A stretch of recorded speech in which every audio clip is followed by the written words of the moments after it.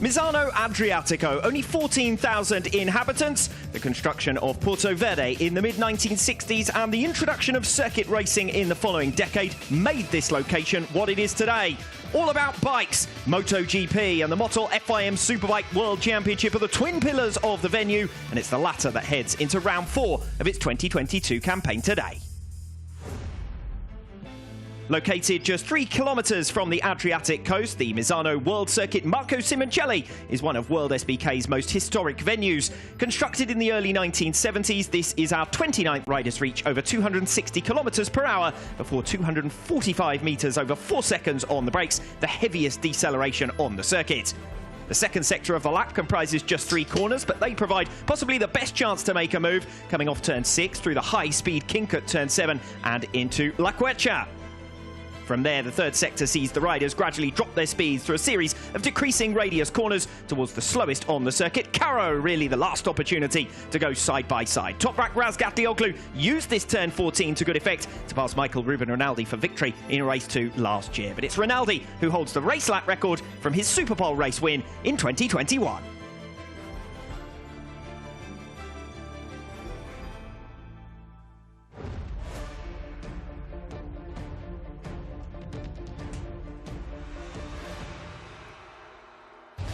Last season, the Motul FIM Superbike World Championships top trio shared no less than 13 race podiums, a record for the series. 9 races down in 2022, and our top 3 from 3 different manufacturers, remember, have shared the podium 8 times.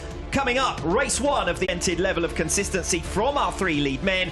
Although very early, after just 3 rounds, does rather look as though we have our championship medalists. The question is in what order? I think it's very clear we've got our top 3 in the championship. They've established themselves in the opening 3 rounds as Bautista, Razgatlioglu and Ray, and now it's up to them to make sure they can consistently apply the pressure on one another. We've only seen one race where Jonathan Ray and Toprak Razgatlioglu crashed into each other in Assen. Other than that, all 3 of them have been faultless this season. Strong signs early on in this weekend as far as home manufacturer Ducati are concerned. Prevalence of some of the independent riders on Ducati machinery, and also both of the official Ducati riders on the front 2 rows of the grid for race 1 this afternoon. And they have the pole man as well, Alvaro Bautista, securing his first pole position since San Juan 2019. His return to the Ducati manufacturer for this season, his first though of the 2022 campaign, given the way he's generally moved forward in the opening rounds from behind Toprak and Jonathan Ray. We should be looking at a potential Alvaro Bautista domination here. Bautista can run away from the field, but only if they fight with one another. So for Jonathan Ray, for Razgatlioglu on the front row of the grid, they know that they need to get in front of the Ducati rider, upset his rhythm. Everyone's got a plan until they're punched in the face. They need to keep punching all the way through this race. Yes, we've seen Alvaro Bautista, thinking back 3 years ago, the way he was able to dominate the races when he was up towards the front of the grid, accelerating off into the distance. But he hasn't had that same level of domination in 2022 thus far. He does lead by 17 points, but there's been a little bit of good fortune in that, with non-scores for both Jonathan Ray and Toprak Razgatlioglu from race 2 in Assen. Just going back to the Superpole results, we've got Bautista's 2 main championship rivals directly alongside him on the grid. Toprak with a 10th consecutive front row start, second Yamaha rider to manage that after Ben Spies in 2009. A 100th front row Superpole effort from Jonathan Ray gives him the record in Superbikes ahead of Troy Corser. Here is Alvaro Bautista, the current championship leader and the only rider who's made every podium in 2022, a race winner in each of the 3 rounds thus far. His latest, of course, a spectacular final lap effort at the end of race 1 in Estoril, in which he pipped Toprak Razgatlioglu by less than 0.2 of a second in the run to the line. Yeah, and this is just some of the action that we saw at the last time out in Estoril, and the action really was frantic all the way through. We had 3 great races, 3 races that just show just how good World Superbikes is right now. Almost every time that we see these 3 guys line up on the racetrack, they do something a bit special. This was a bit special at the end of the race, and you could see for Toprak the frustration that he had just being outgunned to the line by Alvaro Bautista. The run from turn 10 down the back straight, that suits the Ducati as well, and that's where Bautista is going to pick up an awful lot of easy overtaking moves if there's anyone around him. That's the fear for everyone else. Jonathan Ray saying yesterday he needs to force overtaking moves into turn 1, turn 3, turn 8, maybe turn 10.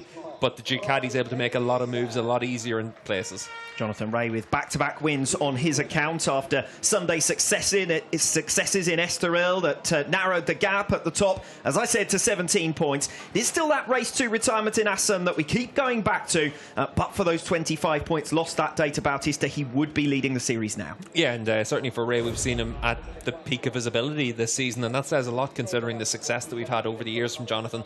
The Kawasaki is a better bike than it was last year. Here in Estoril, here in Misano was one of the toughest tracks for them last year. Really struggled in the hot conditions.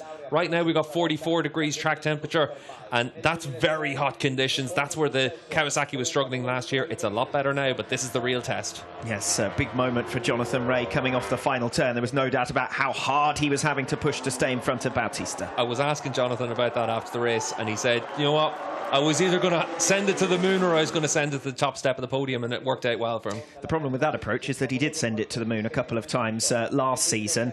This season, though, he's shown no signs of that lack of feeling that caused him to have a few incidents last year that ultimately robbed him of the title. Yeah, it was all front-end issues for Rea and Kawasaki last year. If you think back to Donington, Most, or any of the high-profile crashes he had, they were always when the front-end bottomed out, and he just didn't have any more travel in the suspension and caused a crash.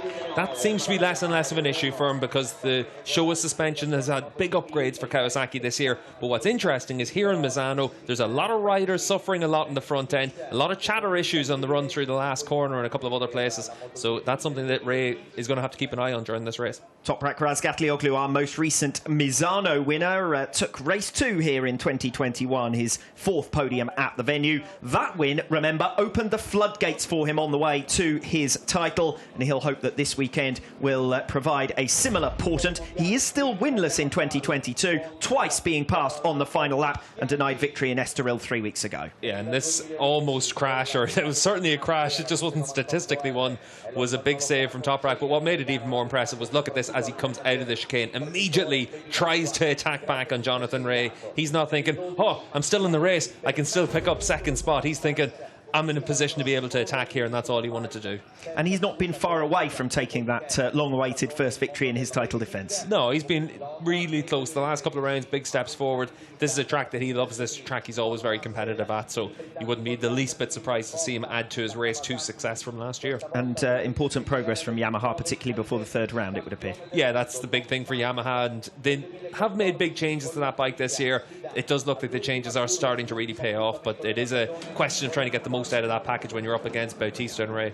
It's going to be hard to get to this man, isn't it, for the cameraman? Michael Ruben Rinaldi, certainly Mr. Popular this weekend. Home man, of course, born less than 30 kilometres from the circuit and representing the home manufacturer as well, based just to the northwest of Bologna. Can't get much better than his exploits here in 2021, can he, Michael Ruben Rinaldi? 2 wins and a second, just fell short of the triple. I think one thing there as well, it's not just the cameraman that's struggling to get around. Even just coming up to the commentary box before the Supersport 300 race, the masses of people in the paddock, it really is back to what we were used to coming to Misano a couple of years ago before the pandemic, and exactly what you want to see. Yes, I got stuck the wrong side of the carpet on the other side of the Motul Action box, so I had quite a journey down to the commentary box as we continue our build-up then for race 1 here at the Emilia-Romagna round. This, of course, is Alex Lowe's, still chasing his first top 3 finish of 2022. We know the paces, 2 4th places, and the setup change before Estoril seems to have brought him even closer to that lead trio. Yeah, and that's exactly what all of those riders in that second group have to do. It's about closing up on them and trying to give themselves a chance. Lowe's, Rinaldi, Locatelli, good riders that can all challenge for race victories. It's just really difficult to break onto the podium whenever you've got 3 riders as strong as consistent as what we have. Axel Bassani has made no secret of his desire to be part of the Ducati factory team in the future. His 2nd season now with Moto Corsa. This is the kind of weekend where he really needs to make a statement. At the end of the weekend in Estoril, I spoke to him and he was really frustrated and made a couple of comments about errors from the team during that weekend as well. He obviously feels that if he were given his opportunity, he'd be far closer to the front. Yeah, and I think that it is one of those questions always about the satellite operations within manufacturers or the customer teams. What's the actual strength of those teams? Obviously, last year we saw from Bassani, he had some really good weekends that gave high points to his season, but consistency wasn't where he would have wanted it to be. This season's been pretty difficult for him as well. He's down 9th in the championship standings. He's had a few decent performances, but he's struggled for consistency, and that's the big thing. When you think about Rinaldi, before he got his chance to move on to the factory seat, he was arguably a bit more consistent than what we've seen from Bassani. Yes, the Super Poles have often been a weakness for Bassani, a little bit inconsistent in those. Top independent, though, on the grid, lines up P10, so every chance of moving forward, because we do anticipate that, particularly in hot track conditions, the Ducati should work well in the second half of the race. It'll definitely work well. That's the big strength of that bike. We saw it last year here in Misano, where we're now already at 45 degrees track temperature. It keeps just clawing up 1 degree here, 1 degree there. So you'd imagine we're going to be pretty close to 50 degrees by the end of this race, so it is going to be a real challenge for everyone out there. The Ducati generates grip in those conditions better than anyone else. It's soft on its tyres, and it's got riders like Bautista and Rinaldi that just their riding style suits the greasy track surface. But we saw last year as well, Bassani very strong here as well in the hot conditions. While we're talking tyres, Pirelli, our title sponsor for the 2022 Emilia-Romagna round. The news from them this weekend: they've brought 3 super soft SCX rear tyres with them to Misano for the Superbike class. So that's a standard solution, plus also the so-called SCX-A and SCX-B, both with slightly different specifications. Yeah, and the big change for Pirelli is that they traditionally use Misano as one of the big test grounds for them in World SBK, because it's usually the first time we come to a really big and hot track surface, and it gives them a chance to be able to really assess whether or not new tyres are working. That's actually why they have 2 new options for this weekend. It's the way that the calendar's fallen, and this gives them the chance to be able to go out there, get good information with both sets of tyres. The one problem for that is riders complain because in their allocation they arguably don't have enough tyres to really be able to assess things back to back between 3 different tyres. So that's a bit of an issue. That's where you really need to work well as a team. You need one rider on one tyre, another rider on the other tyre, and then try and work together to be able to assess the tyres. I wonder, will we see someone take a bit of a gamble now today? Most riders have been using what's been called the A tyre. The 452 is the code that you'll hear the riders talk about. But that tyre basically gives a little bit more support. Exiting the corner, it's a little bit better, and it allows them to be a little bit more consistent. Garrett Gerloff used it for 18 laps yesterday, and on lap 16 he said his fastest lap of the stint. So it does show that the tyre can really manage itself really well around here. Alvaro Bautista, though, he used that tyre and said it had too much grip. And that might sound a little bit crazy, but the reason that was causing problems was with the extra grip, it was pushing the front of the bike as well. So he wanted something that maybe would just be a little bit less in terms of the ultimate grip, but suited his riding style a little bit more. So it'll be interesting to see if he's one of the few riders that might opt for one of the other tyres. As we come through the sighting lap and towards the grid, a couple of other bits of rider news. We've got Garrett Gerloff returning to racing today following his high-speed crash during free practice in Estoril. Of course, cost him the whole round as a result of a knee injury. He is still carrying that knock, bandaged up this weekend. 7th place in Assen, his best result. It's been a difficult 2020 season for him thus far. We've also got Philip Ertl back on the grid after he suffered his broken right collarbone, and he's had that operated on subsequently. We're unfortunately without Luca Myers. He's out with a fractured bone in his right hand. Of course, that following a crash in the Superpole race at the Estoril round. Tito Rabat deputises for him. And we've got Gabriele Riu back on the grid this weekend, again in officially as a wildcard rider. His 3rd appearance, though, in the 4 rounds this season so far. Heading up towards the front of the grid then for this 2022 Emilia-Romagna round, the first race of the weekend, our lone visit to Italy, and it has been good to see the paddock and the grandstands packed out. Yeah, how busy does the grid look as well? After the last couple of years, we haven't seen anything like this for a long time. A lot of photographers out, there's a lot of media here, a lot of attention this weekend for World SBK, and rightly so considering the battles that we've been having throughout the course this season. Look at the grid then, starting with your pole man for the first time in 2022, Alvaro Bautista, at the venue where he scored his first MotoGP podium 10 years ago. Won the Superpole race here in 2019, his 14th victory of the season, before it then all unravelled with a fall from the lead in race 2. He only took 2 more wins in the next 6 rounds after leaving this venue. Yeah, and this will be one of the big tests for Bautista. See how he deals with the pressure that he's going to be under from Toprak and Ray, 2 riders that do love this track. Toprak always strong here. Toprak Razgatlioglu still chasing his first victory of this season, but he has led 7 of the 9 races, and that's actually the same number as rivals Bautista and Ray have led. Toprak led his first Superbike race in Misano back in 2019, took the first victory of his title-winning 2021 campaign here, and he'll hope to repeat that feat this weekend. Yeah, and I think for Toprak, he knows that this is a track that suits his riding style very well. A few heavy braking zones on the angle, and that's always where he's very confident. Misano is statistically quickly. Jonathan Ray's 5th best track, 15 podiums on the board for him. Took his first top flight win here in 2009. He's taken 8 in total. Last year was the first time he'd gone without a win here since he joined Kawasaki. 3 third places all he could manage. Yeah, and for Jonathan, this was as tough as it got last season. Really was a struggle to get the most out of that bike. Just didn't really have the ability to use the softest tyre and challenge at the front. And this weekend, this season, it does seem that that's the one area where Kawasaki's made a big step, and he should be able to use it well today. Second row of the grid, Alex Lowes, Michael Ruben Rinaldi and Andrea Locatelli. Lowes 16 races now without a podium finish. Hasn't gone this long outside of the top 3 since 2016, but 3 retirements in the opening 5 races, 2 of them as a result of mechanical problems, and he sits 7th in the standings, only 30 points back from 4th. Yeah, and the one thing for Lowes, Rinaldi, Locatelli, 4th is the goal. That's the position that they have to make sure that they're able to finish in to be able to have a successful season and try and challenge for podiums, pick up some race wins. Alvaro Bautista receiving the Super Pole watch for his efforts in single lap pace this morning, a new lap record that he managed to set as well for his first pole of 2022, and therefore his first since San Juan 2019, his last in his previous spell with Ducati before 2 seasons rather in the doldrums with Honda, but he's very much back up at the front now.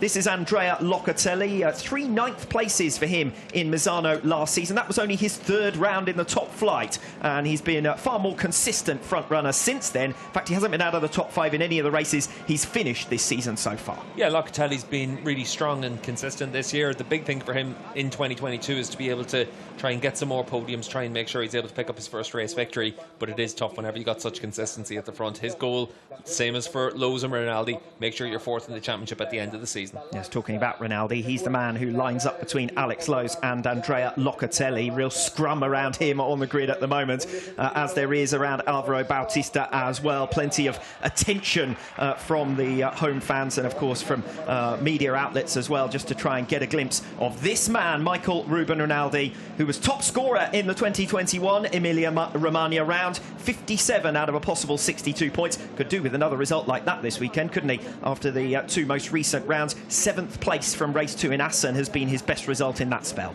Yeah, and you can see there just a little bit of last-minute advice from Serafino down there as well, the team manager. We're going to get the chance to hear from Michael Ruben Rinaldi down in the grid with Dave Goddard now. Michael, your home round this weekend, Ducati's home round. You must be very excited, especially after your performance here last year. Yeah, it's nice to race at home. Now it's very, very hot, so it will be a tough race, but we will give our 100%. Best of luck, Michael. Thank you. Bye-bye.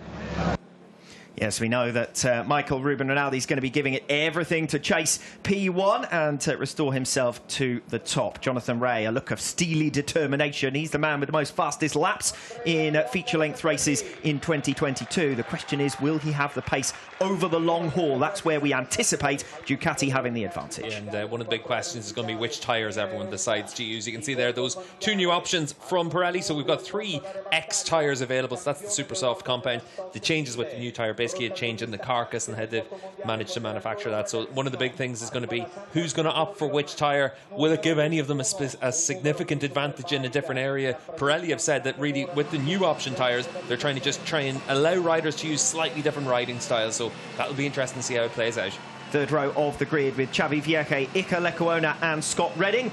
Vierge 28 points back from his teammate Lecuona as things stand. The pair have been fairly evenly matched aside from Assen. Vierge picked up a season's best 5th in Estoril 3 weeks ago. Beat Lecuona in that race. He's had a solid 5 top 10 finishes in 9 races. Yeah, it's been a decent start to the season for him, especially considering he came into the year with a rib injury that was aggravated in the opening rounds of the year, and he's been able to do a really good job to get pretty close to matching his teammate Iker Lecuona at times. Lecuona finishing directly behind Andrea Locatelli in 5 of the races this season so far. That's who he trails in the series overall as well. So the second Yamaha, very much the target for the top Honda, currently 5th in the championship standings. 9th from Bautista is the best any Honda has managed overall in the last 5 years. So a step forward for HRC by the looks of things. Yeah, it certainly is. And you only have to look at what we've seen from Lecuona over the course of the season so far. There's around about 30 points points between the two Honda riders in the championship standings, but they've been much closer matched, which is what Honda need. Two riders that are fast and consistent. 3 independents lining up on row 4. Axel Bassani starts from P10.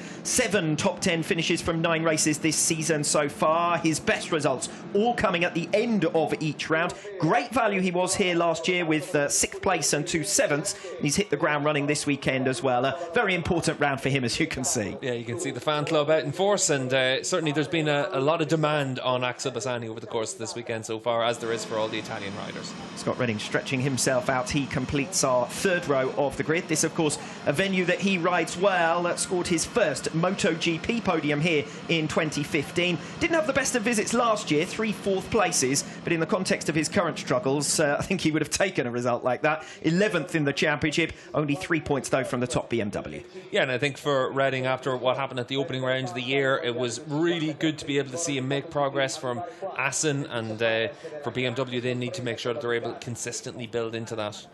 As we continue the grid, Scott Redding completing the 3rd row, all of the assembled dignitaries and 2 to get out all the stars. An emperor, no less. As we continue on 4th row of the grid, Axel Bassani, Garrett Gerloff and Loris Baz. Gerloff returning to racing, as I said, following his crash during free practice in Estoril. 12th in the standings at the moment, but even accounting for 3 missed races in the Estoril round. It's been a long way from the form that left him 6th in the championship this time last year. 5 podiums at 4 different circuits in the last 2 years, so we do know he's capable. More than capable, but he's also a rider under pressure this weekend in particular. Here and Donington, they're going to be seen as 2 of the big rounds to assess whether or not he'll be able to stay with that GRT Yamaha squad next year. Completing the 4th row of the grid is Loris Baz. 5 top 5 finishes, including 2 podiums in just 5 races on back to BMW. 2 6th places, the best of his results. Podium finisher here, of course, in 2014 with KRT. That now will very much feel a distant memory. 4th row, or 5th row of the grid rather, Philip Oertel, Roberto Tamburini and Kota Nozane. Oertel, as I mentioned previously, returning from that broken right collarbone he sustained during practice in Estoril. Just at the wrong time, really, of his rookie season, after he'd shown some good progress with 2 top 10 finishes in Assen. 7th in race 1 of the Dutch round is his best result to date. Yeah, and for Oertel, he's had a couple of really fast laps in the free practice session, so he's got a 1 lap pace to be able to move a little bit further up, but if he's able to come away with top 10 finishes, that's a good sign. Roberto Tamburini returning this weekend from a fractured right foot he sustained in training before the Estoril round,